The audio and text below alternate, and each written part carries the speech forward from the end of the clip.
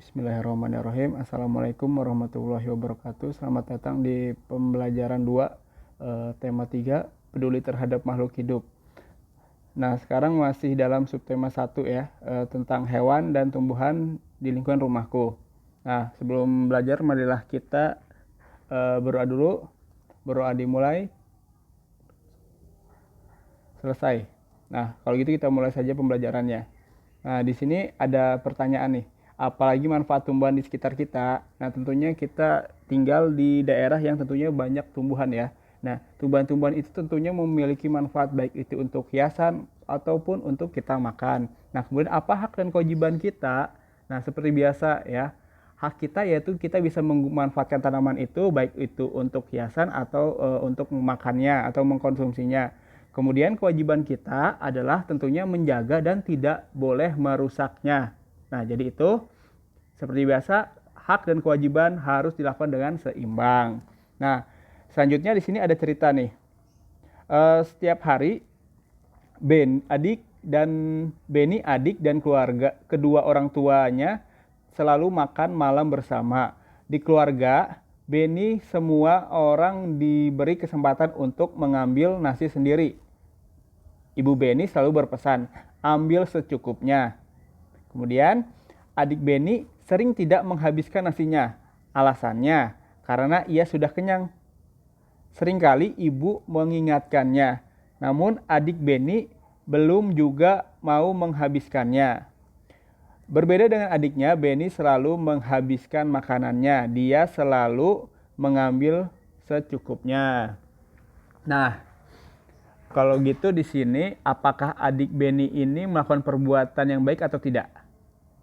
Nah, tentunya ya perbuatan adik Beni ini tidak patut dicontoh. Nah, jadi adik Beni ini dia kalau makan tidak menghabiskannya, tetapi dia kalau ngambil suka berlebih.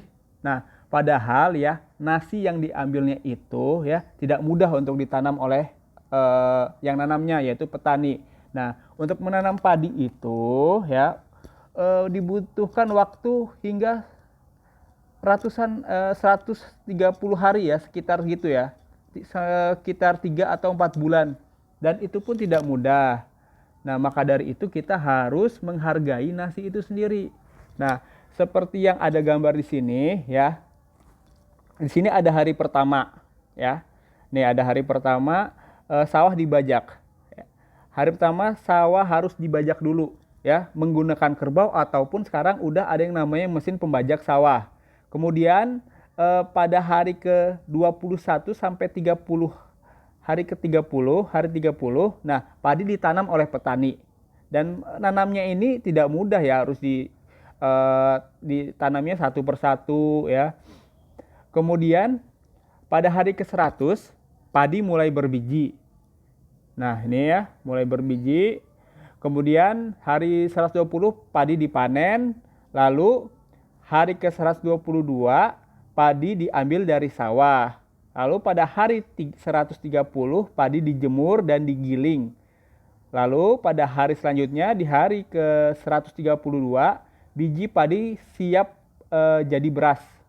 Kemudian setelah itu baru nasi kita masak berasnya kemudian kita jadikan nasi. Nah, berarti kalian udah tahu kan di sini ada banyak sekali tahap-tahap kegiatan yang harus dilakukan. Jadi panjang tahapannya ya dalam menanam padi.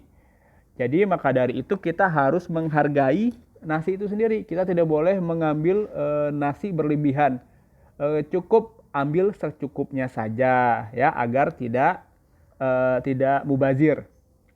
Nah, selanjutnya di sini ada tugas nih ya. Perhatikan gambar berikut. Di sini ada gambar A, B, dan C ya. Di sini, lalu di sini ada tabel. Kalian buat tabel di sini ada sekitar 5 pertanyaan ya. Apa yang dilakukan orang pada gambar tersebut? Maksudnya gambar yang A apa yang dilakukan? Kemudian kalau yang dilakukan pada gambar B apa? Kemudian yang dilakukan pada gambar C apa? Ya. Lalu pertanyaan selanjutnya, apakah tindakan tersebut baik? Mengapa? Jawab di sini baik atau tidak. Terus ditulis alasannya apa ya. dari per gambar ini ya. Apakah ini baik, apakah ini baik, atau apakah ini baik. Kemudian apa alasannya, kalau baik kenapa, kalau tidak baik kenapa. Lalu dampak bagi lingkungan ya. Dampaknya apa? Akibatnya apa? Apa yang terjadi dari kegiatan yang dilakukan pada gambar di sini A, B dan C ini, apa dampaknya? Apa akibatnya? Hasilnya itu apa? Kemudian dampak bagi orang lain ya. Dampak akibat yang dirasakan oleh orang lain. Lalu yang terakhir di sini, apakah perbuatan dalam gambar tersebut melanggar hak orang lain? Mengapa ya? Kalau gitu tinggal jawab aja, apakah gambar A melanggar hak orang lain, atau gambar B, atau gambar C ya. Ditulis mengapa ya. Baik, sampai situ aja ya tugas dari Bapak. Mungkin minggu ini Bapak cuma bisa ngasih tugas satu-satu aja agar mudah mengkoreksinya. Seperti biasa, apabila ada pertanyaan silakan hubungi Bapak langsung melalui WhatsApp. Kalau gitu sekian, assalamualaikum warahmatullahi wabarakatuh.